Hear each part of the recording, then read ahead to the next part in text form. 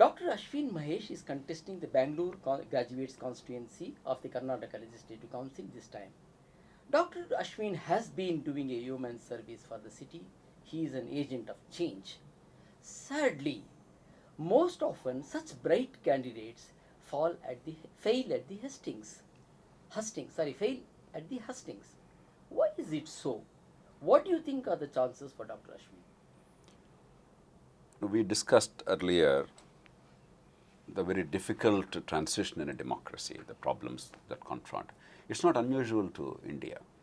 In all countries of the world where democracy took roots, it took a long time. Machine politics were there in the United States, rotten boroughs were there in Britain, all kinds of corruption, all kinds of manipulation took place. The difference between India and those countries is that we have a very challenging transformation to take place very rapidly. They had the luxury of time. They had hundreds of years to evolve. If India has to really prosper and become a major power in the world, which is our right, civilizationally and in terms of our talent and population, then we have to achieve this transformation not in 100 years, but in about 10 years' time. That's all the difference. The reason why people are not yet looking at clean options, ethical options, and options oriented towards solutions is our electoral system, our poverty and illiteracy, and money, which has become a huge barrier because of vote buying, etc. But we have to break this, and the best way to break it is in urban India and in a wonderful city like Bengaluru. Bengaluru represents the best in this country, not only technologically but also culturally. No other city accepts the kind of cultural integration, the kind of coexistence and equality footing with great respect for each other without any bitterness or prejudice as Bengaluru does. In a very diverse country, Bengaluru has been a shining example of social integration, of national integration, of economic growth, of innovation. And upper house is a fantastic opportunity because graduates constituency by definition is appealing to the people who are definitely better informed, people who look at India's future, who look at solutions, who want to be part of the solutions. And therefore, I believe this is the best place to start with. And we must overcome this, this skepticism. What can one person do? One man with conviction is a majority.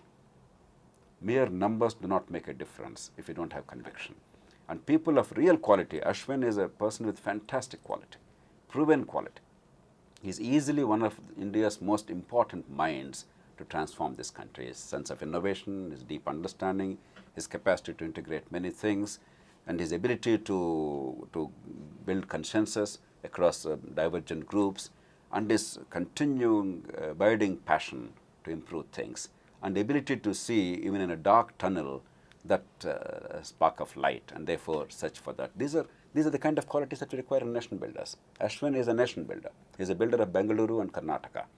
And upper house, because of this electorate, I think it's the right time. And thousands are now registering. I'm told some 30 to 40,000 new voters are registered. And probably there are hundreds of thousands of other people who are eligible to be voters. My appeal is come forward, register. Change always starts with one person. If one person articulates your voice in a sensible manner about the power sector in Karnataka, about water supply in Bengaluru, about public transport and traffic management here, about jobs and opportunities for everybody, about garbage disposal, about things that matter, believe me, it will be heard with rapt attention.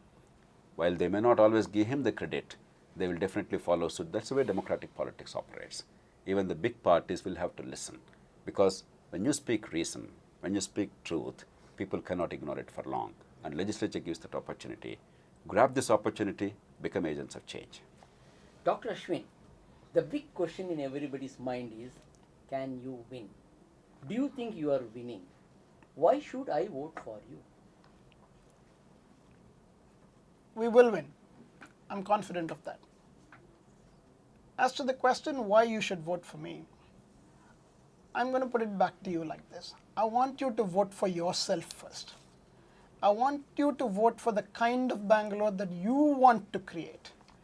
And then I want you to ask yourself, who among the candidates, in your own judgment, represents your own best opportunity to create that future that you imagine? and I'm willing to stand before you and say, these are my credentials, this is what I have already done for the city, this is what I can do additionally with your support. Compare this to other people who stand before you and ask the same thing. And I guarantee you that if this exercise is carried out across the entire electorate, we will win comfortably. I'm confident that we present a credible voice, not only for problem solving, but for ideas and new ways of solving these problems. And wherever I speak, I've been campaigning, as you know, since November, and it's sort of been a very interesting experience. I've probably talked in 300 places in the last 6 months. And wherever I go, people tell me very simple things. Sir, nimmantaur barbeku. You know, people like you should contest public space. People like you should contest politics. And I think this is the thing that touches their heart. They see in my candidacy, they see that they themselves are contesting the election. And I think this is the change that we need. I may be the candidate, but the battle is for all of us. Dr. Ashwin, what made you decide to contest elections? You have been extremely successful in civil society interventions and also in working with public officials in many departments. Why are you leaving all that and going into politics? I'm not leaving all that and going into politics. I will always be interested in public problem solving, but I see political intervention for public problem solving as another arena, as an important arena that cannot be ignored. And if you take up problem solving in the political arena, you can accelerate the kind of change that you are able to create by civic intervention and advocacy alone. If you are able to achieve so much without power and authority, you should be able to achieve a lot more with formal power and authority as well. And that's the reason I'm contesting the election. But there's also one other thing I want to tell you. As you know, 2 or 3 years ago, we tried to introduce in the Karnataka Assembly the Bangalore Government Reforms Bill. And this Reforms Bill was opposed tooth and nail by various other political actors. It was in particular opposed by somebody who was subsequently arrested and taken away. I'm not going to name the person on your show, but I'll tell you this much. One thing that this person said, he said, Naan Janapratinidhi, I am the people's representative, and people have voted for me, and people do not want any of these reforms. And that's when I realized that in elected office, you can use the legitimacy of the fact that you are elected to claim pretty much everything. And therefore, if you want the representative spaces to be honestly representing what the people believe, it is important that the people themselves create candidates to those public offices. And that's the reason I'm contesting the election, to bridge this gap between what I want as a citizen and how my wants are represented in the legislature. Dr. Ashwin, as a legislator, what will you do differently? And what do you propose to do to uplift Bangalore? I think there are 2 things you can do. One is to articulate a model of problem solving which is itself different. Today we are stuck in an environment in which the overwhelming belief is that investment in infrastructure, budget reallocation by government in various domain areas, and a little bit of a blessing by political leadership, this is what solves problems. This is the belief with which we've been operating for way too long. This is simply not true.